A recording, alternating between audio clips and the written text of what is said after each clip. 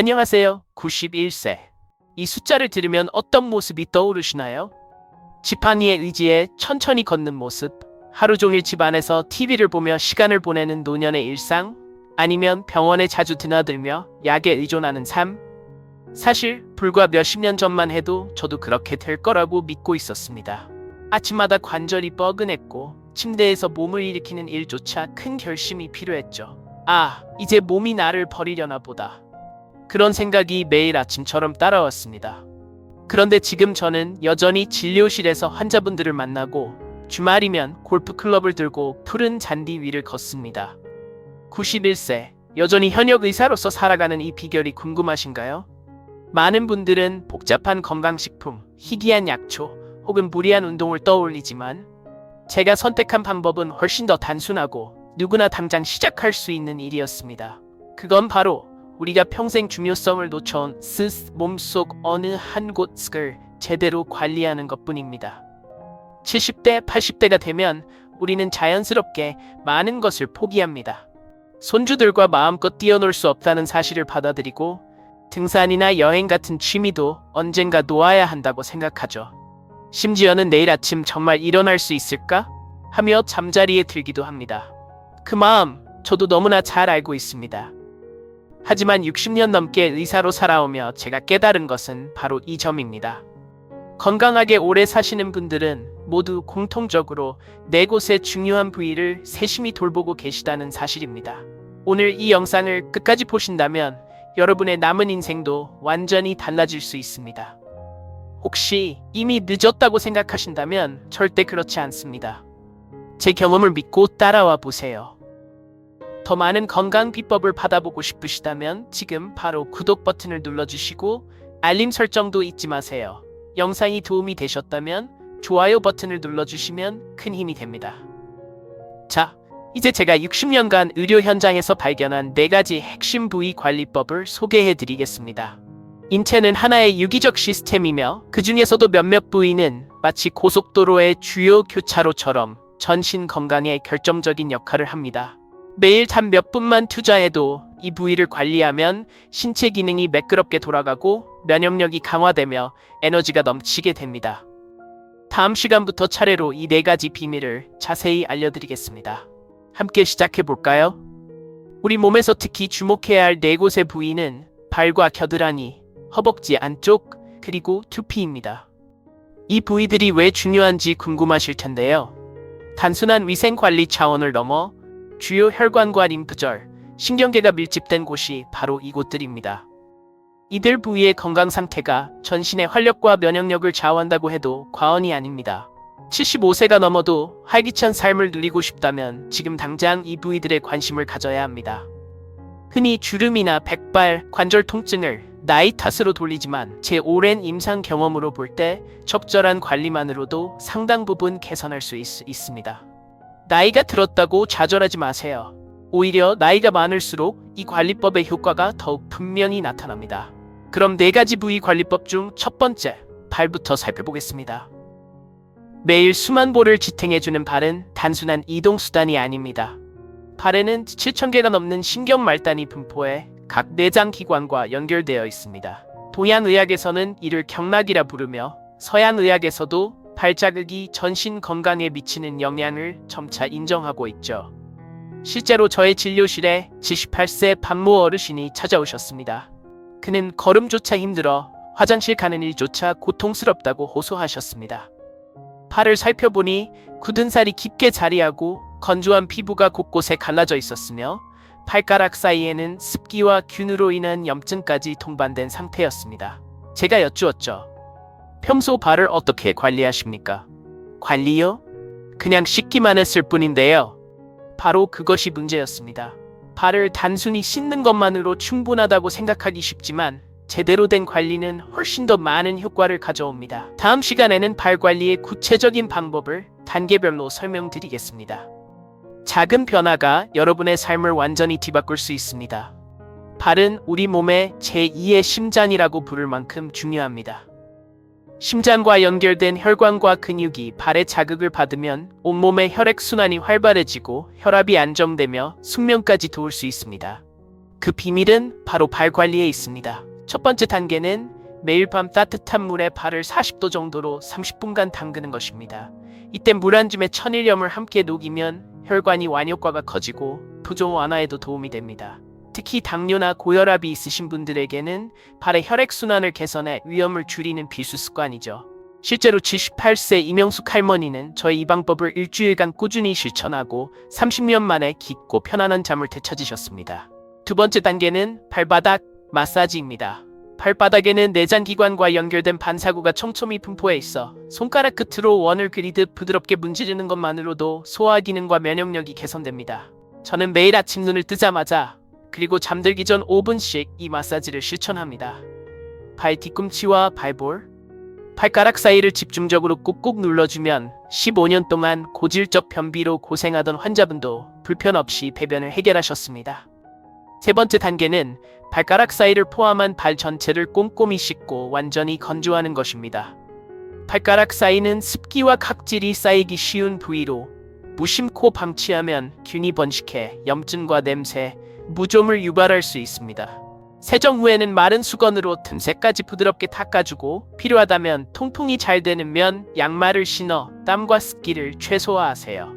이 세 가지 발 관리법을 매일 꾸준히 실천하면 피로와 붓기는 물론 심혈관 건강과 수면질, 소화 기능까지 한꺼번에 개선할 수 있습니다.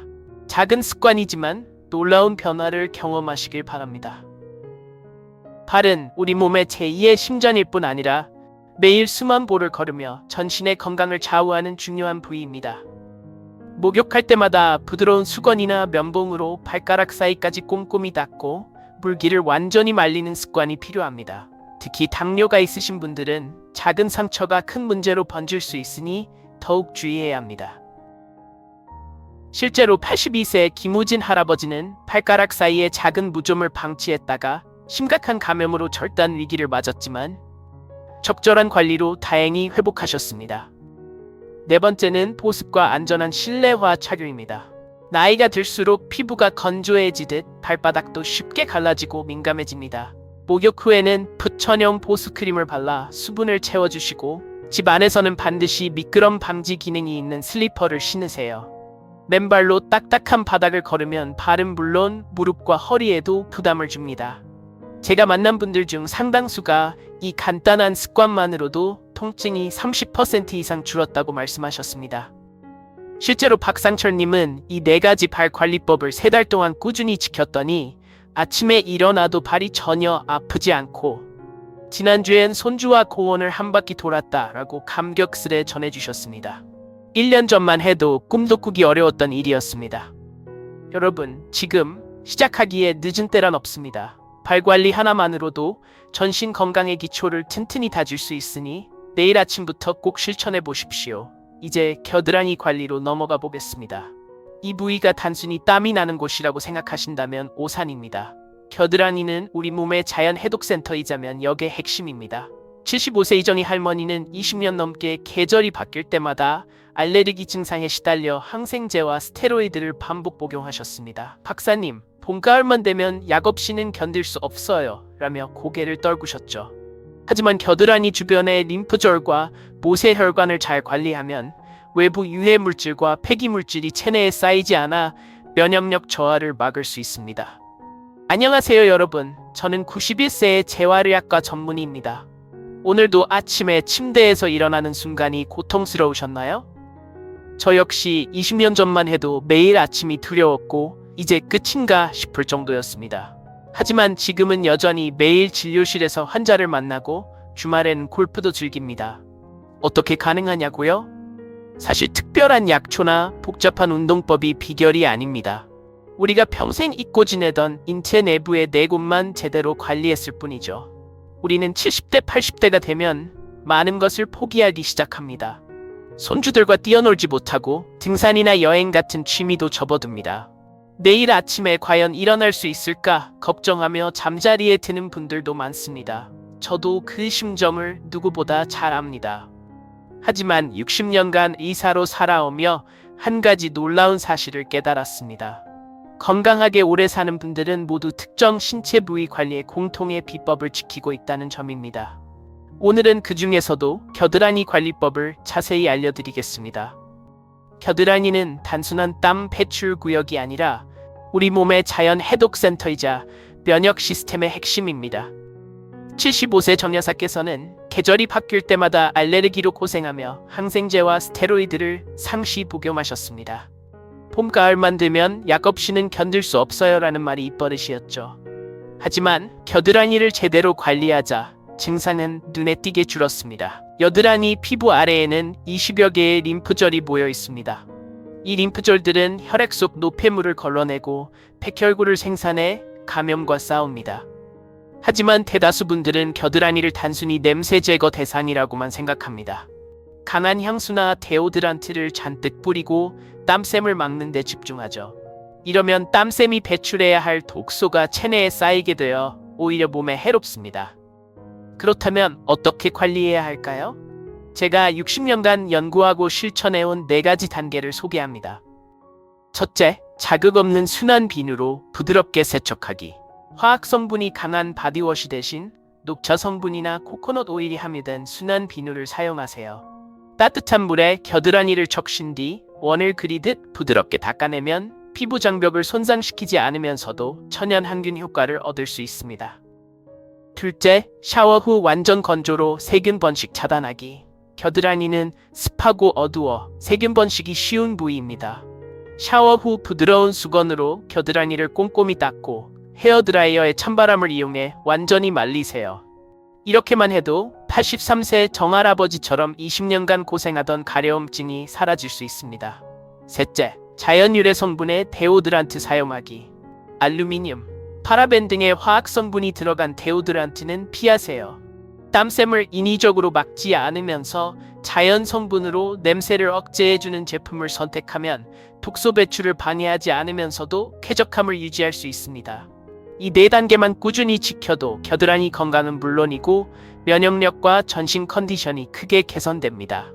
오늘 저녁부터 바로 시작해보세요.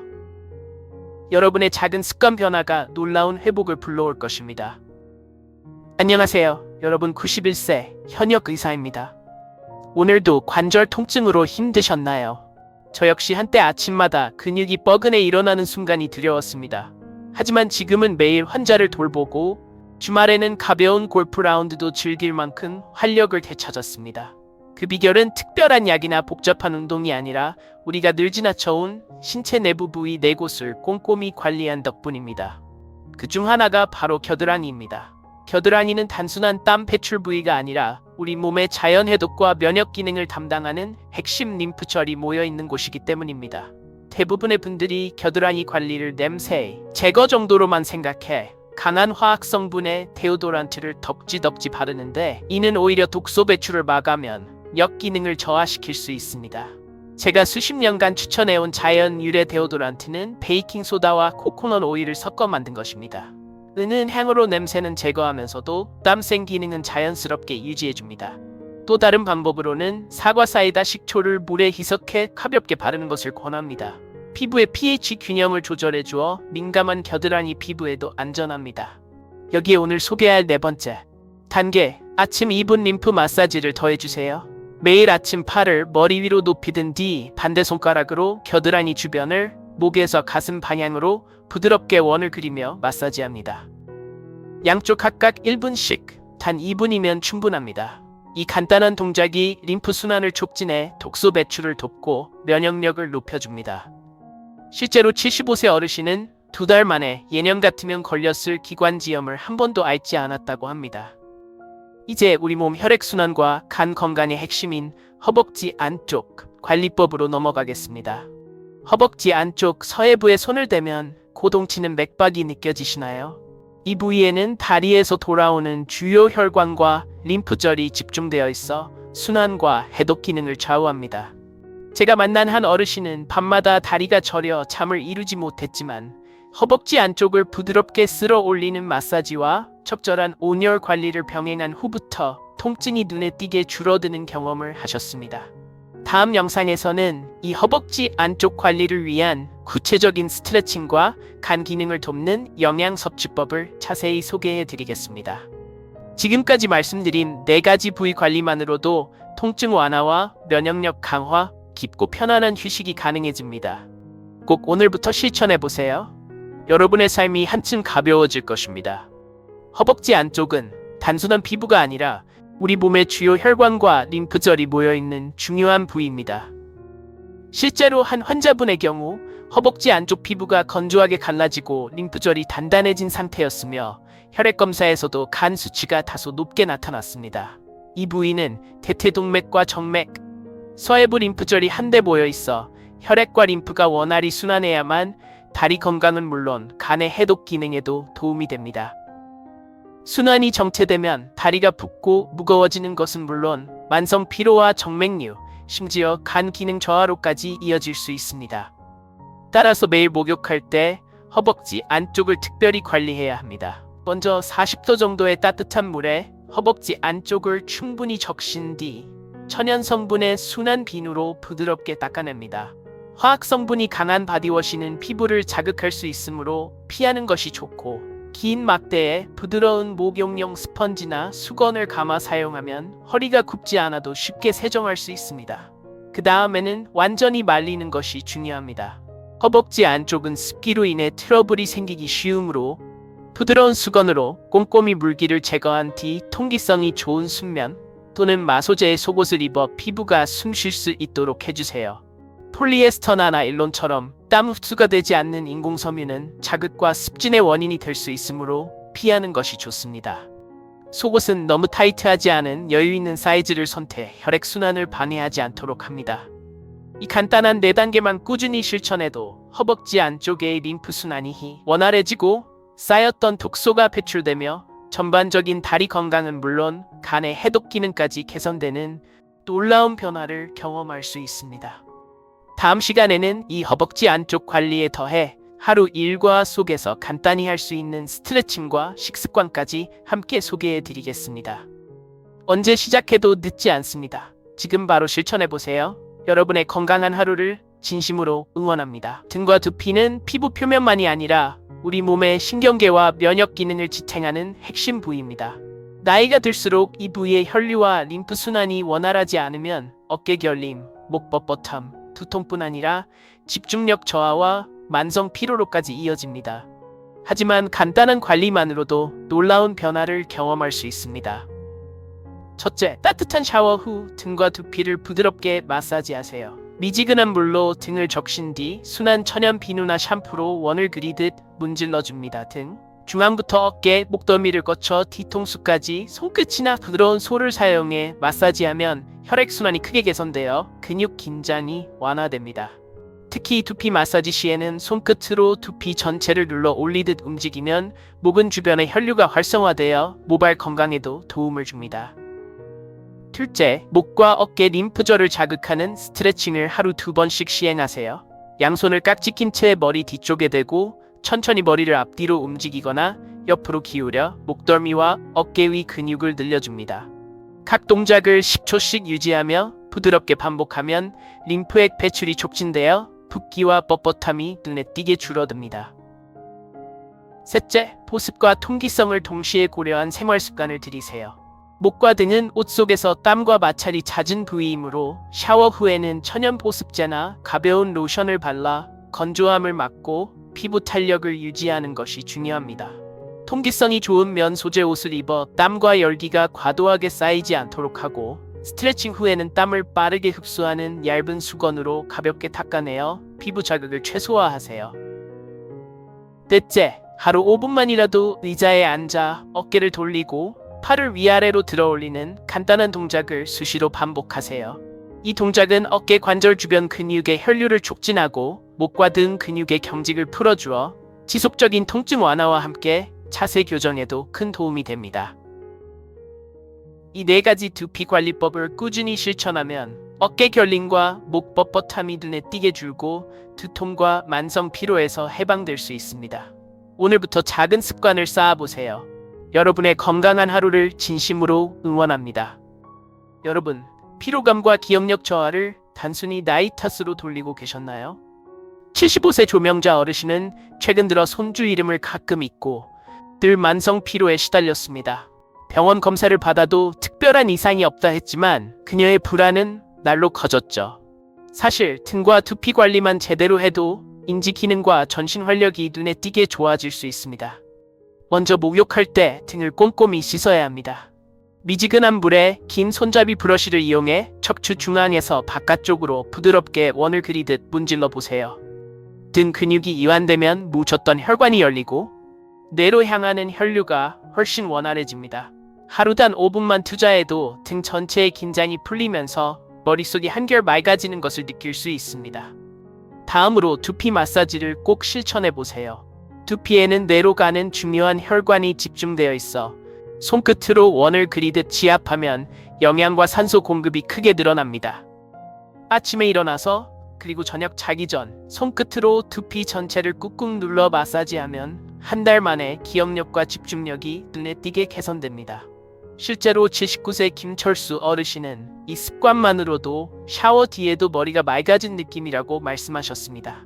마지막으로 충분한 수분 섭취와 규칙적인 수면 리듬을 병행하세요.